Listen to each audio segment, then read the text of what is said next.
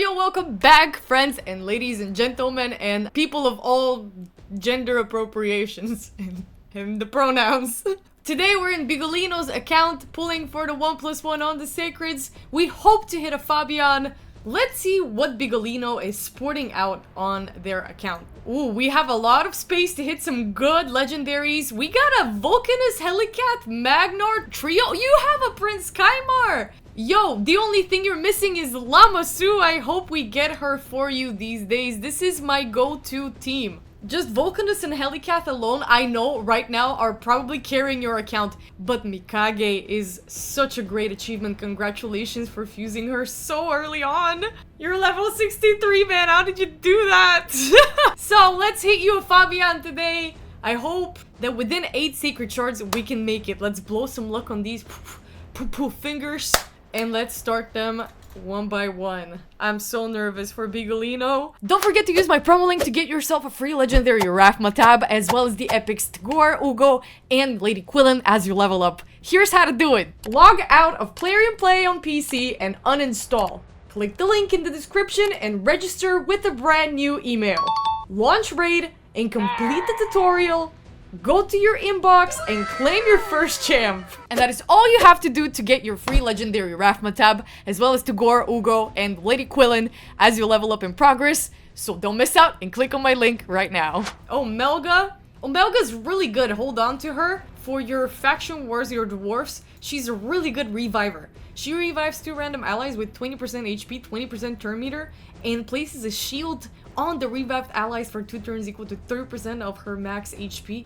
You can even use her in Scarab King because she comes with the shield on her A2 on all allies equal to 20% of her max HP for 2 turns, and 15% continuous heal on all allies for 2 turns. Pair her with a Geomancer and a Demitha, and you've got an easy Scarab King team with Alice and 1 more nuker. You will have no more issues covering that pesky little creature. Melga's great. Bigolino said that we're already into Mercy. With this shard, we have probably already entered Mercy. Let's see if we'll be able to hit something within these 6 Sacred Shards that we have left. That is a marksman that we don't really care about. Moving on. Let's find something a little more exciting. Okay. That's Ursin Ice Crusher. Ursin, are they both called Ursin, both the bears? Ursin Iron Hide and Ursin Ice Crusher, are they twins? So Ursin Ice Crusher deals with freeze, I think. Decreased crit rate, no freeze? Oh, wait, why was I mistaken? Is it just like confirmation bias? Because it's a polar bear, sorry. Has a very small chance of placing a block active skills on a single enemy. AoE decreased crit rate, somewhat useful. Decreases the damage all allies receive from crits by 15%. Fills its turn meter by 5% whenever an enemy lands a normal, strong, or weak hit. I don't know. Maybe some faction wars here and there, but he's not a game changer. Moving on. Next Sacred Shard. Please clutch for us. Oh my god, I almost thought this was a legendary. Elicinia is a new champion on your account. She also comes with the shield on all allies for 2 turns equal to 20% of her max HP and a strengthen on everyone for 2 turns. AoE, and before attacking, she has a chance of removing any block debuffs from all enemies, and a 50% chance of replacing with the block buffs for 2 turns after attacking. This is good when it lands. It's not super reliable, but it's good. Why do I have a feeling that Elicinia was a fusible, though? She has a chance of stealing a random buff from the target on her A1, and whenever this Shield of Arabia expires, is removed or is broken by an enemy attack, she heals by 30% of her max HP. Is Elicinia fusible? Like Razin? No. No, you're free to use her. You're free to use her. Oh, Elicinia is here for another Mikage fusible. Well, if you want to fuse yourself Akira the Watcher, here's one. I can't believe you already have your Mikage. I'm still baffled. We have 3 more Sacred Shards after this one. Oh my god, please. Aox, remember, is a good one, but only 1,000 points, which means that you have them already. Isn't that true? Yeah, you seem to have Aox already. It's not good, but Aox is great for clan boss. Double hitter on his A1, I love a double hitter A1.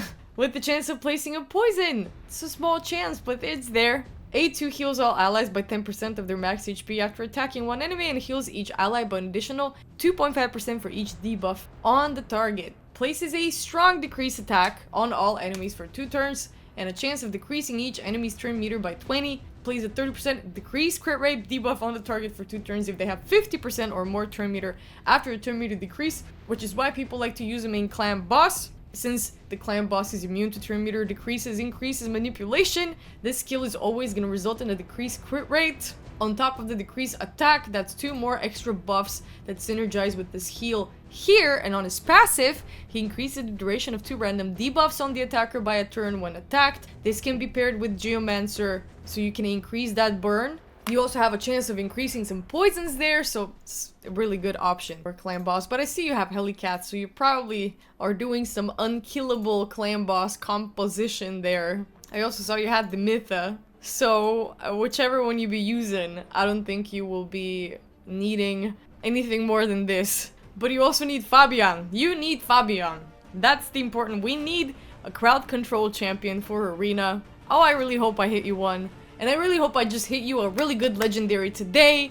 Oh my god, please, Lockwin is also a Mikage fusible! We have 2 more sacred shards to make it count. Why do we hit you all of the Mikage fusibles today? I don't know. I don't know what is up with this. Let's focus. Please. Please. Please clutch. Please clutch. Oh my god. This is a Cornelia, who's also first one on your account. Congratulations on that hit. I'm gonna move on to panicking in a little bit. Let's pay her a little bit of attention. She has a chance of increasing the cooldown of one of the target skills by 2 turns at random, which is good anyway. Doesn't matter which skill it lands on. 2 turns is diabolical. It's a good lockout. 80% chance of placing a sleep on all enemies for a turn without attacking them. The passive effect of this skill is whenever an enemy loses a sleep debuff placed by the skill, has a 50% chance of replacing it with the fear that lasts for a turn instead. 3 turn cooldown. On a 2 turn cooldown, she places a sleep on an ally for a turn, heals that ally by 50% of their max HP, and fills their turn meter by whole 50% whenever the sleep expires or gets removed. Heals that ally by 100%, completely fills their turn meter if the sleep is lost due to taking damage from an enemy. Whichever one happens first, it's a beautiful support skill, with the exception that you're forced to have that ally skip a few turns. But if that ally is just about to die, it's fine. Piece of the Deep. On her passive, she has an 80% chance of placing a sleep on all enemies for a turn. Her passive effect, whenever an enemy loses a sleep debuff placed by the skill, will have a 50% chance of replacing it with the fear for a turn instead. Same as here on her A2. Again, 3 turn cooldown, diabolically quick. Ally speed in all battles by 18%. Very helpful little dwarf. Gotta stack her with a lot of accuracy. A lot of it, as much as you can get. A lot of speed, so she can keep locking out, keep rejuvenating, keep fearing, and crowd controlling. She's a solid. Last sacred shard, man. I'm very scared. I'm so scared. These... Okay. Oh my freaking god. Oh no! Ambassador Lethelin. He's trying to be a unity champion, a faction unity guy, but he is but an epic. It's a semi-good cleanse here. Decreases the duration of 2 random debuffs on all allies by a turn, and then heals all allies by 5% of their max HP, with an additional 2.5 for each debuff that has its duration decreased. He places a taunt on the target ally for 2 turns, and reflect damage on everybody for 2 turns.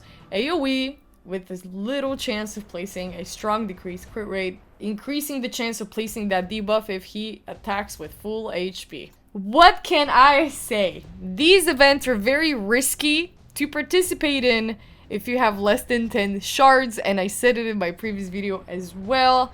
Unfortunately, we weren't able to hit anything for Bigolino, and I really wanted to hit you at least a Fabian or someone, you know, somebody.